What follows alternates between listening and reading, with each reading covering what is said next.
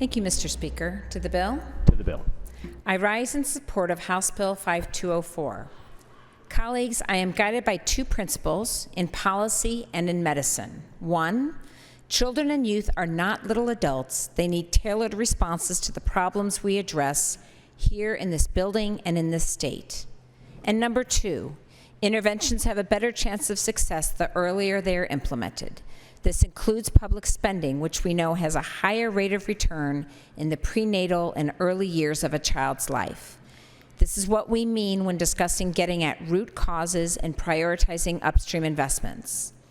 It is much better and much less expensive to prevent a substance use disorder rather than waiting to treat it. Prevention takes many forms. It actually starts in utero. Substance use disorders among pregnant people impact fetal brain development. Drug use actually changes how DNA is expressed in the baby's cells.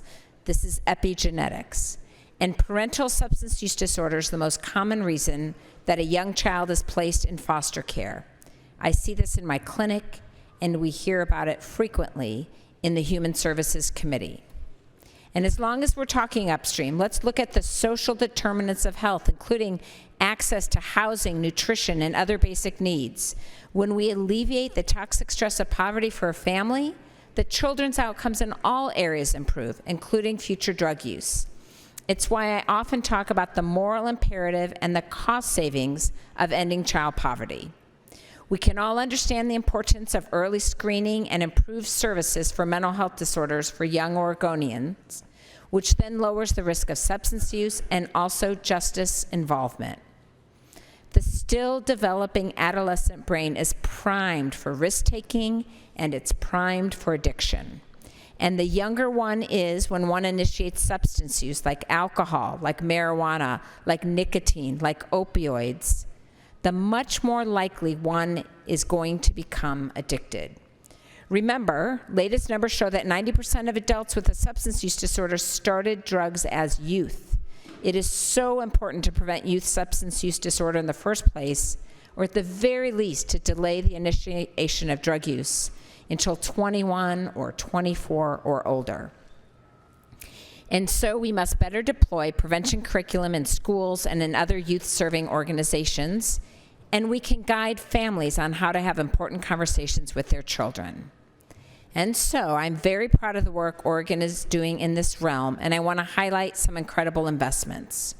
Earlier this year, Governor Kotek announced a $25 million partnership with health insurers to expand youth behavioral health treatment.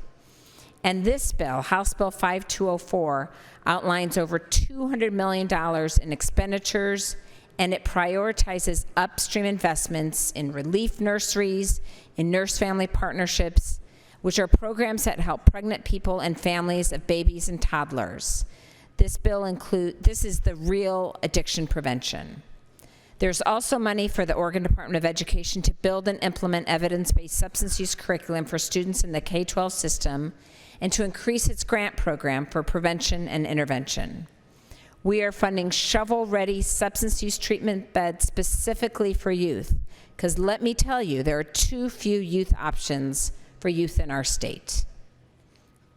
Furthermore, we're providing $800,000 to the Alcohol, Drug, and Policy Commission to develop a comprehensive cross-agency youth substance use disorder strategic prevention plan, including an all-out effort to prevent and mitigate childhood trauma and to deploy evidence-based curriculum in all the spaces that serve our children and our youth. The tide is turning, colleagues. Let us focus on early investments. Let's stay united in our goal to improve the lives and the outcomes of Oregon's youngest. Our future is bright. I urge and I vote.